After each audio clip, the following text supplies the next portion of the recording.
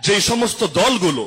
আমাদের সামনে এখন এই যুগে এসে পর্যন্ত ঘোষণা দেয় প্রকাশ্যে রবের সার্বভৌমত্ব তারা বিশ্বাস করে না, এমনকি তাদের মহাসচিবের ঘোষণা অনুসারে শরিয়া আইনে পর্যন্ত বিশ্বাস করে না, যারা ইসলামী জাতীয়তার কথা পর্যন্ত বলতে পারে না, সুদমুক্ত অর্থনীতির কথা পর্যন্ত বলতে পারে না, এমনকি এতদিন পরও এসেও চাঁদাবাজি করতে করতে, টেম্পো স্ট্যান্ড দখল করতে করতেও যাদের 17 বছরের ক্ষুধা পর্যন্ত মেটে না, আরে খুনের মধ্যে ডাবল সেঞ্চুরি করার পরও যারা নিজেদের চাহিদা এখনো পর্যন্ত মিটাতে পারে না, আরে যাদের বর্তমান ভারপ্রাপ্ত চেয়ারম্যান পর্যন্ত দাবি করেন দেশে আসাটা তার একক নিয়ন্ত্রণাধীন না, ওই সমস্ত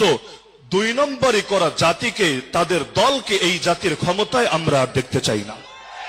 শাহজালালের উত্তরসূরিরা যখন জেগেছে, এবার ইনশাআল্লাহ আগামীর বাংলাদেশকে তাওহীদের রঙে সাজাতে হবেই হবে। যাদেরকে ইমাম মেনে নামাজ পড়ি তাদের ইমামতিতে আগামীর বাংলাদেশ চলবে।